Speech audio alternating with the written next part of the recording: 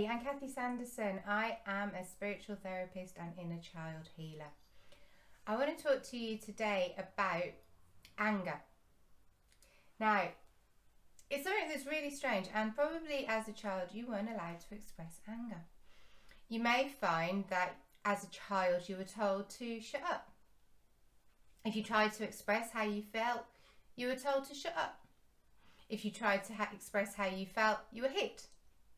You were ignored. Nobody listened. So, as a child, you may have grown up thinking that your feelings didn't matter. You may have felt like you had no control over your life. That people just did what they wanted to, and it didn't matter what you said. And this may have caused you to get angry as a child. But quite often when we got angry as a child, we were told to stop it. We were told to shut up. We were told that we couldn't be angry. It was wrong to be angry. So we have all of this anger that's put inside us, put away, because, even if you're told that you can't be angry, it doesn't stop you from being angry. And anger comes from hurt. So if our feelings are hurt, we can be angry. And if we were not shown healthy ways to express this anger as a child, then how do we know how to express this anger healthily as an adult?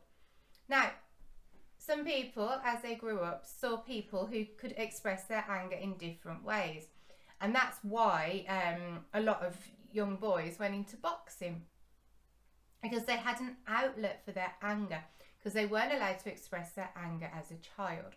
Or if they did express their anger, they were made to feel that there was something wrong with them, that it was wrong to do, or they didn't know how to express their anger, so they smashed things up.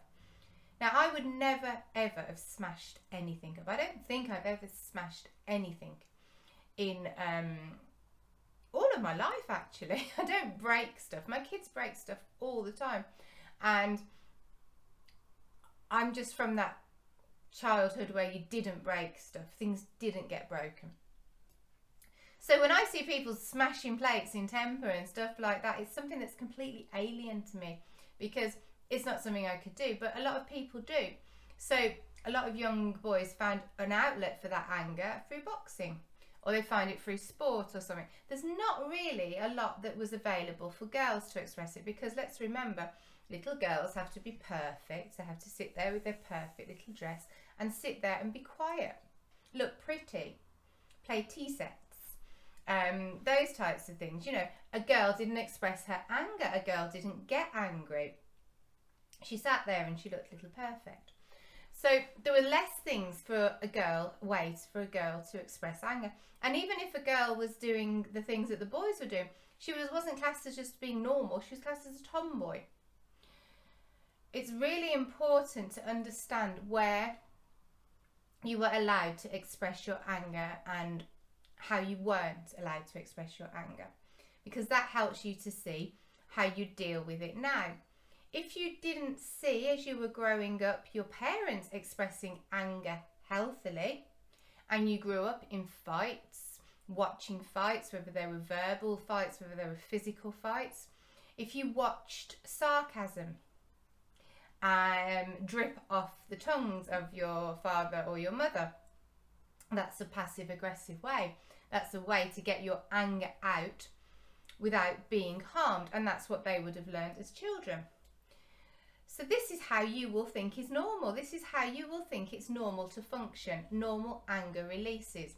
If you grew up and you watched your mum or your dad smash things, break things, put their fist through walls, throw things up the walls, part of you will think that that's normal, even though it was horrible and hateful. And you may find yourself doing those things, or you may find yourself really shirking away from any kind of conflict and just letting people walk all over you. But what happens is your anger doesn't go anywhere. It's still there, and it's just constantly reaffirming that you can't express your feelings. So you end up really, really with a tight ball of emotions that one day will explode. It's that thing, isn't there? You can twist and twist and twist and twist and twist an elastic band. It's going to snap eventually. You can pull and pull and pull and pull and pull and pull, and it's going to snap. And it's how much that you have got left before you snap. So we get into this adult role, and we're suddenly in the same responsibilities as our parents. And we have those freedoms. But do we know how to use them? We've seen how our parents handled those freedoms. And is that how we want to do it? So then something happens and it stirs up all of those feelings as a child. And we don't have those constraints. We're not told that we can't shout and scream. We're not about to get hit if we express our opinion. But it's really hard for us to express how we feel because we're not used to being able to do it. We're not used to being able to say, well, actually, you hurt me. Because if you say that, it got turned on us more often than not. And it would have been our fault. Well, I hurt you because you did this. You know, really childish things. And you hear your children say it now, probably.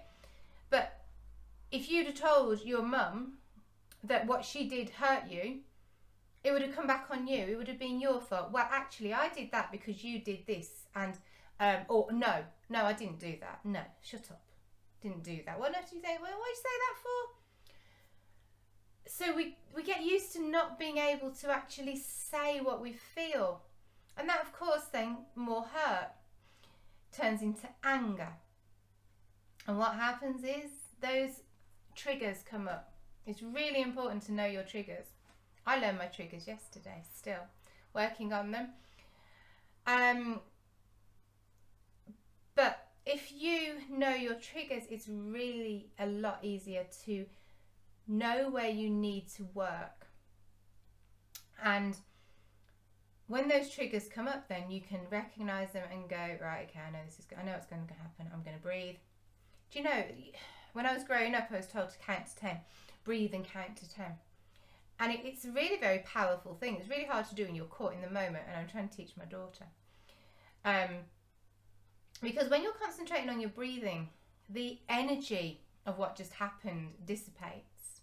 You start to get all the oxygen to your body. But it's not just that. It's the fact that you are concentrating on something else. You're taking your mind off what just happened. Then when you come back to it, you're not in it. It's happened. And your emotions are starting to go down. Now, obviously, the other person can continue to keep doing this. And then you have to step away. You have to leave. But if you are able to just take your 10 deep breaths, focus on your breath, and the situation's finished, it's going to help a lot. But what happens when we can't do that? We're so caught up in it, and our emotions are flooding through us, and all of those memories of childhood are coming up, and we explode.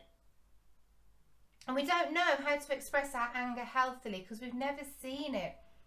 All we've ever seen are fights, explosions, sarcasm, rolling of eyes, passive aggressiveness. We don't know how to actually say, oh, I'm sorry, but you've just really hurt me with what you've just said, because we're so used to being dismissed. And it's hard for us to articulate how we feel because we've never been able to say how we feel. So it comes out in anger. And we explode. It's like a volcano. And you say all of those things that you wanted to say, but in not much nicer ways, because your inner child takes over and they've been given a voice, but they're not sure how they should use it properly. So this is very recent for me. I did it yesterday. But what I realised was how much I had healed from doing it.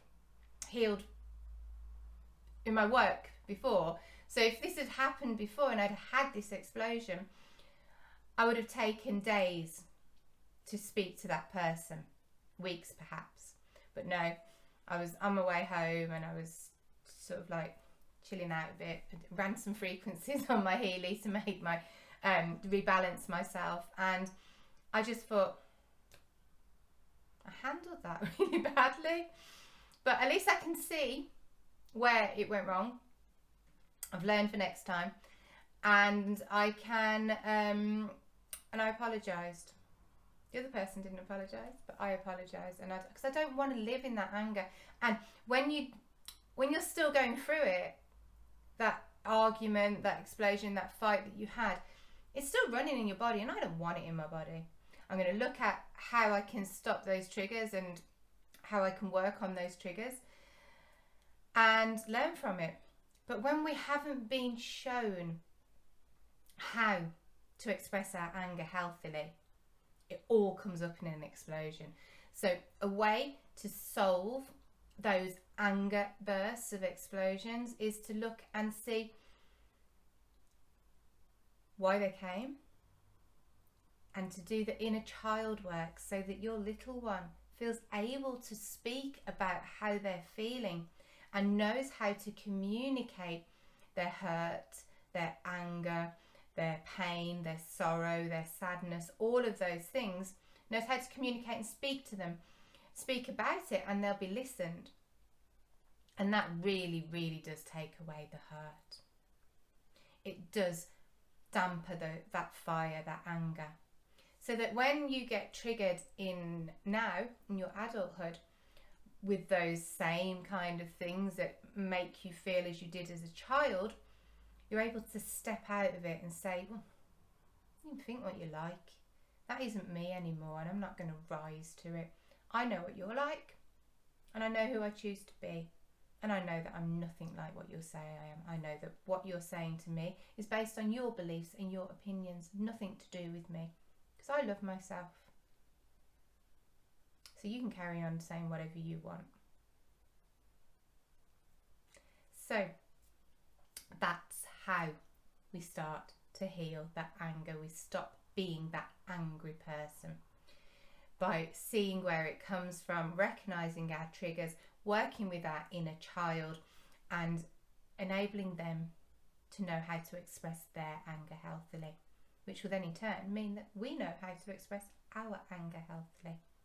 I'm going to put a link in this video so that you can go and see how to start working with your inner child, whether you want to go and do some of the meditations that I have on YouTube to allow you to reconnect with your inner child. But also you have the link there to book a call with me so that we can talk about how we can help you to heal your inner child and how you can work with me.